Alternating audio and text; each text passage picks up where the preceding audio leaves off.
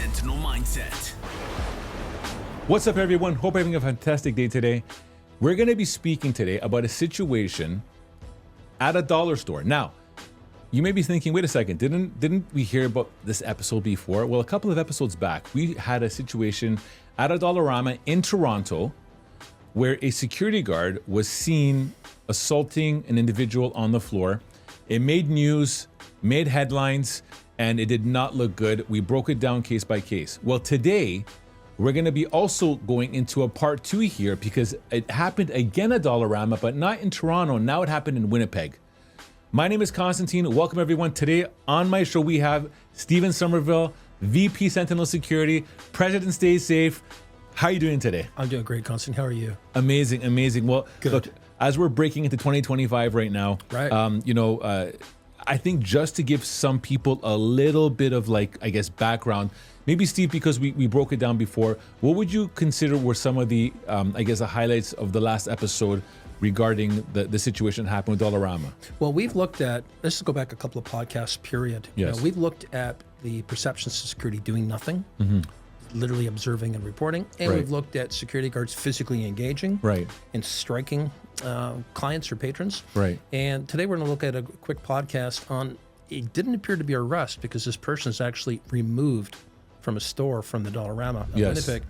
But it's the method and the manner which has created a fair bit of social commentary. Okay, and for those of you listening, the way the camera or the video starts is as we're watching it now. Yeah, So and there's no context, unfortunately, at this time yes, provided to us as to what led up to this, yes, how initially the guard and the patron came together, the causational issues, if any, right, behind it. right. But sometimes, even though it could be a portion of a video, it leaves the viewer some questions, and often you come to a decision or conclusion. Okay, all right, let's take a look at this. Sure.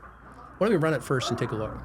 All right, so right now what we're seeing is a security guard in the aisle of the dollar store, and he seems to be punching. He's delivering the hands. He's delivering hands, and now he's pulling him out, just kind of how you do the stay safe, no, the arena dummy drag, just pulling someone outside of the store. I'm gonna go back and see this one more time because it happened really quick. It's only a 16-second clip. And right from there, before we go, you're going to start seeing the security guard in uniform Yes. start delivering hard punches, left to right hand punches. Right. Now stop there, if I may. We've already ran it the first time. I did not see, and by the way, I want to be fair. I did not see anything prior to this that may have qualified or justified. Right. But if you were assaultive, you did something to me, I would suspect you to take me into custody or apprehension and hold me for police to get there. Okay. If a person pushes you or assaults you, you don't basically, if I may say, punch them out and then throw them out of the store. Okay. So let's just say I'm gonna just throw a couple of what ifs. Yeah. So right now, if we started watching it and I said, Steve, he just spat on the security guard and this is what he starts doing right now. Is that warranted? No, it's not. Okay. No, it's not. All right. See, he basically, the guy disrespected him. He would not leave. Premise, And he possibly starts- premise. That could very well be. And then could that be if someone's refusing to leave? Is that how? Just a scenario based. No, stopping that. No, if you tell a person, and by the way, trespass law is very consistent to what we have in Ontario. Right. I need first to advise you you're trespassing. It could have been a theft. It could Yes. have been a Yes. mitigation event. It could have Yeah. been put the items away, whichever. Right. But you would have a power of arrest and an ability to physically, forcibly remove a person upon failing to leave the premises when directed. Okay. So it's constant. You need to leave. You got to go. If you don't, I will arrest you. I'll use reasonable force on you. Okay. You get that, right? Okay. Or something to that degree. Okay. That would not include prefacing it with, I saw 4 punches, 3 or 4 Yes. punches. Yes. And then dragging the person in this capacity. Right. That's a little harsh. Yeah. And I'm being probably underselling what I'm saying. 100%. Okay. Optics, without any information prior to, you're thinking, oh my goodness, what do we see? And you're taking a look at the legal abilities for a guard to treat someone like that. Right. The person being dragged by I call it by the scruff of the neck, that's an old term. Yes. Upper clothing being pulled out like that. That is not consistent with the reasonable. And by the way, you even have, if a person's not being violent, you refuse to move leave when directed. Yes. What option would you think I'd have as a security provider? Well, you could call the police. Call the police. Yeah. What's the immediate need Right. right now, right this particular moment, to use that level of force to eject you from my store, my Right. premises? Right. I don't see anything. Subject to, of course, what the person wrote about, what is regarded. But if a person had committed an assault or a theft, that's and throwing him outside or holding him outside. Yes. Those are not actions consistent with apprehension or arrest or an ejection. Right. That'd be in the threshold of assaultive behavior from the security guard. And not only that, but there's a lot of opportunities here where this struggle to get someone out, you could create a lot more damage. Oh, yeah. I mean, we're talking about, look, I'm not trying to knock the dollar store down. I mean, no, it's just they coincidental. have products now that are more than $1, $2, $5. But like, you know, this kind of action here would indicate to me that did this guy pull out a weapon? Like I'm talking about the suspect here that caused him to do this. You know what I mean? If that were the case, that'd be different. It would be different in the sense that I would expect some verbiage from the guard. Stop resisting, you're under arrest, drop the weapon. Okay, that's great. You're saying something right now that I think is really good communication here. Yeah, communication. Something coming out of your mouth to describe, prescribe, to identify to the viewer what it is you're doing. Right. You got a knife, whatever. But even then, if you have a weapon on you, you would, generally speaking, if you had training, ground the person, hold the person, restrain the person, and wait for the authorities, i.e. police, to get there. Okay. So, Steve, you've done enough as an expert witness testifying for dozens of cases across Canada. Quite a few. When you're seeing something like this, if this was to go right now in front of a discovery, in front of a court, okay, and they were to see this, right, based on experiences and seeing how things get handled, how do you think this would go in the direction? Well, there's two types of lawyers that will look at this. There's the plaintiff lawyer, the lawyer that's suing you, or the criminal allegation, the prosecution, or the defense lawyer. And either side, well, example, the defense lawyer might have a difficult time articulating to a court as to why that was necessary and reasonable. See, generally speaking, the actions of civilian, when you apply force, your actions must seem to be reasonable and necessary. Right. And if I am applying strikes or administering strikes or blows to you, it's got to be consistent with the level of resistance you're providing me. I'll ask you, you viewed this. Yes. Did you see, I'm not saying it wasn't, but in the confines of the video that you saw, was there resistance provided? Was assaultive behavior being provided? I saw this gentleman, this citizen receiving strikes and blows. Right. I don't see him in a position to provide resistance to the security guard. It would appear that there was no provocation. Right. Now, it doesn't mean it didn't occur. Right. And even at that moment, there could be a little bit of struggle, but that can be also a struggle to get away. But you see the left and right haymakers into the head and facial area. Right.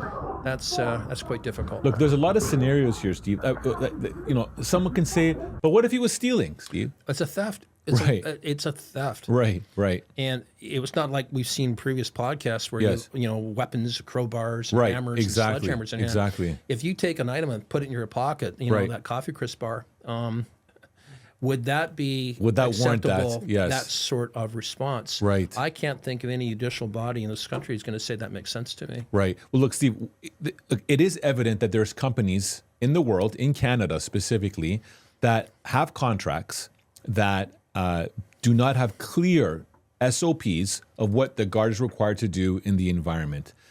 You know, maybe the guard took it upon himself to be like, wait a second, this guy is stealing. I'm going to make sure he doesn't, and this is how I'm going to do it. So you're going to teach him a lesson or going to be punitive interactions. Right. And then, you know what? This guard may have seen this, and maybe because I'm not sure if he's aware people are recording him. Well, I would imagine there's also video in Dollarama itself. Yes, 100%. This appears to be through a cell phone. For sure. I'm also pretty sure that maybe the first Dollarama incident happened because it made news. It did. You know, that would have been on their radar, but it did. The way I find, Steve, people may justify things is because, well, look, what are you talking about? I'm preventing a theft. I'm preventing this, right? Yeah. Or is just as a person that was unruly, acting of a matter that needed to be removed, that is not the means to do it. Right. And there again, I'm looking at, there are times when, and I say this with all due respect, I may have to strike you in Mr. Blows, but that's to defend, protect yourself for another. Right. And when I can legally justify it, can you articulate the necessity for that? And I might be able to say, Your Honor, prior to the video kicking in, this person came at me full bore. Maybe I did disarm you. Right. Maybe there was a weapon in his hand prior to. You just don't see it in that video. Yes. That would change the outcome of the video.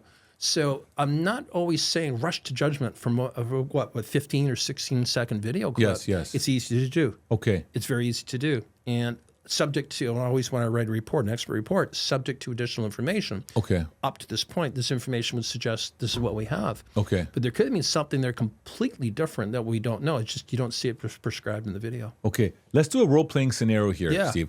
So I am the CEO of the Dollar Store. This is my executive team behind me. And we're coming to you today, Steve, because this is the second incident right now that has made news or made social media of the companies that we've hired to protect our services store are now putting us in a very hot situation. It's creating actually liability for us. Steve, what do you recommend we do? Well, before I respond to that, there's some companies or entities, this is why they request only observe and report. Okay. It's the optics associated to what goes on in this particular store. Would that affect patrons coming into the store? Would that made the news? Would that have become a part of social commentary? Oh my God, you go in there and this is what happens to you. That's a loss of business. And it's the optics of. So stores need to make certain that we're taking, our owners or CEOs, taking reasonable steps to prevent. And if you were asked me to defend that situation, what I need to inform you, and it's rightly so, yes, we're going to right now engage in a very fruitful, very thorough investigation. I'll give you back a very thorough, nonpartisan report. Right. We'll see exactly the magnitude of what you saw. If we identify criminal behavior, we, on your behalf, would certainly notify the police. Yes. However, if there's a part of this information you've not seen, it's also our duty to inform you as to why the guard took those actions. Could there be some training minutiae items? Could be a bit better. Certainly wouldn't fight that one. Right. But in terms of the gravity of what you've seen, it could be justifiable. That's what I would say to you in that context. Okay. No, look, that's great, Steve. Look, I think it's important, especially for clients that have stores, retail stores. Don't just pick a security agency out of the yellow pages. I think it's there requires a form of due diligence to make sure you pick an organization, a company that can provide you a service, but has certain key things that they represent. For example, the most favorite one we talk about, Steve, is training. Yes. The training of a guard. Yes. How important is it that security are trained to do the jobs? Well, when you define training, what does that really look like? Okay. And what is the training? So, whose training program is it? yes. Is it an overview? Is it an actual training program that can be identified as being valid? Right. And if so, created by whom? What is the curriculum outline? Is it codified? In other words, is it a particular program of training that can be duplicated? Person who provided the training, who was it that provided the training? Did they have a background in training? All those issues. Right. And what would you look for in this sort of store? Well, maybe training in calming people down, de-escalation. How about use of force? Right. How about use of force? How about being able to talk to people when you request them to do something before you administer force? Those are items that I think you need to look for training. So, and you would also need to take a look at the volume of the training. But, it's always comparable. If I'm paying a minimal amount, minimal wage for a guard, do you really expect as a client that training is being provided from on those basis of those points? Because to take an employee to pay for the training, to pay for the place the training is provided, and pay for the guard, and uniform, where does those costs come back? Right. Return on the investment. Right. If you're getting a minimal wage guard, I'd probably go on the record saying you're not getting any level of training. It's smoke and mirrors. So a client should be asking those questions. How much are you paying your guards? I'm paying you minimum wage. How are you afford to paying for training? Right. But also, I think this is great what you're saying right now. Let's break down hourly rates. I've heard security entities charge as low as $22, $23 an hour for their guards. Okay. Let's break down the science of that. You pay your guard minimum wage, which is now $17.50 an hour. Honest to goodness, I'm not sure. I think it's definitely 17 something. Okay. Add 16%, which covers your WSIB, CPP, EI, employee health insurance. Add anything else in there like miscellaneous. Your profit margins are almost like under 5%. Negligible? Yes. Have you thrown training in there, by the way? Oh, we don't have any money for training. Right. Right? So smoke and mirrors. Right. So I think if clients are asking those questions, they can do their own math and understand the company that I'm hiring here, based on what I'm being told right now, is not providing training to the guard. Yeah. Which means now that you've basically given me someone that... Well, you're buying into the liability of that. Right. If you're assuming or presuming or you drank the Kool-Aid to believe that somebody's being trained at minimal wages. Right. I was going to say you're a fool, but that would be rude. Right. Right. Bad decision. Right. Because some of those questions, you get what you pay for in life. Yes. And I'm not being, it's easy. Oh, you work now with a security firm and you're trying to bump up bill rates. Right. Honest to goodness, I'm not. I'm not. But when I say what you get, what you pay for, also a person that you pay for their experience, their life skills, Yes. and their competencies. Right. And I think as you start to bump up more of a fruitful wage, Yes. if you have a person that looks at this as an occupation as opposed to a job, Right. if you start to bump up competencies and compensation for person services, perhaps you're dealing with more of an intellectual ambassador of your company. Yes, Providing yes. a different level of skills. I'm going to say a person's more adventured and more focused on the provision of their duties. Why? Because it's my profession. I don't tend to hear just to the end of the month. I intend to make this a career, so I want to make this something I can make a living on. Yes. I can provide for myself and my family. I could actually provide myself a meal. That's right. Pay the rent. Yeah. And with that, you get a person that's extremely invested into what they do. That's right. Minimum wage doesn't often support that paradigm, sir. No, not at all. Steve, from what I understand, there's over 800 security agencies in Canada. Okay. Okay. And Or in Ontario. Yeah, in Ontario. Okay. Yeah, Ontario. Yeah, and when you look at that, just that alone, I would say it's safe to say, and probably maybe you can speak a little bit more to this, but I'd probably say it's safe to say that a good amount of them do not have any training whatsoever for their guards. I would argue to think you're correct. And right at the bottom line, Yes. the bottom line is that there's a cost for training. Yes. There's also a cost for negligence. Right. Cost for negligence. And I think agencies may need to learn the hard way because look, I've been involved. Our company's been involved in a court situation or discovery. And I remember one time the lawyer asked us, "Who is your trainer? Mm-hmm. What is the training you provided?" And we were able to provide them everything. Stay safe. Here's what we do. The whole 9 yards. I found afterwards when the whole entire thing got dropped was like they did not expect a security organization to be that prepared with documentation, with training, and the validity of the entity. Okay. And Steve, when I heard that, I felt like really good. I'm like, wow, this is good to know that. But the thing is, we've gone through that before, right. And I don't think people have ever felt. You know what they say, Steve. Most people have never felt what it's like to be punched in the face. No. And because of that, when they do eventually get punched fair. In the face, they don't know how to react to it because it's That's like, true. what is this foreign feeling? It's trauma. It's scary. Yes. And for a lot of people can only imagine. Yes. To actually be there and be put in that position or be traumatized or victimized by assault from another. Right. That could for some be a life-changing event. Oh my God, 100%. Well, look, I'm glad that we had a chance to kind of just take a look at this. Any closing words, Steve, on situations like this? We also did a podcast with David Shelnut from the Viking Lawyer. Yes. And he talked about, as a lawyer that sues, he's a plaintiff lawyer. Right. And he's well-versed in what he does, well-spoken. And he took the time in that podcast to explain to reviewers as a plaintiff lawyer, what he looks for to be able to have successful litigation. And if you recall during that podcast, he also spoke to about certain factors in place that might mitigate or prevent success in that litigation, right. Which is codified training and proof of training, and to show its consistency with your application. Right. That right at the get-go ends the lawsuit. I can't think of why any prospective client out there would want to consider that as a factor in which security company you hire. Right. Well, if anything, all these videos that we're reviewing that are happening, I mean, we're not just not picking, they're happening. It's making news all over. Yeah, we're not manufacturing these. Yeah, they should be an indicator to you that situations are happening on a regular basis, and you don't want to be that client that's stuck with basically a bad decision that you made based on cost. Exactly. And I won't say one thing. I have no updated information with this clip we've seen from Winnipeg. Yes. But I would not be surprised to see the security guard was facing at least an investigation into criminal culpability. Right, which is another inconvenience in itself. Well, that's right. Okay. Well, Steve, look, I want to thank you very much again for helping us critique and analyze videos. Again, for those listening, our goal to do these are to help elevate the industry, to educate, and to provide awareness.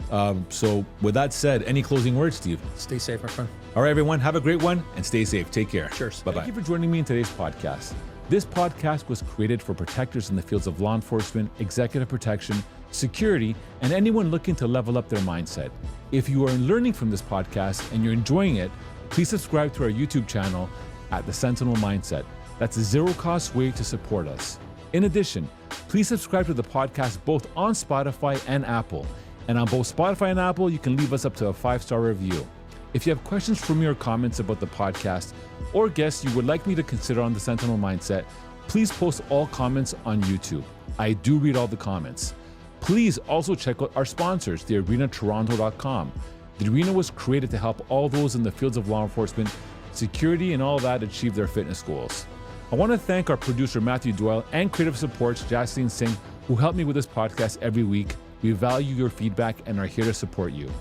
Tune into the Sentinel Mindset every week where we look in the mirror to make real changes and explore what it takes to achieve greatness in your craft. This podcast is brought to you by Executive Protection Lifestyle Canada. Make sure to drop by next week and don't forget to subscribe.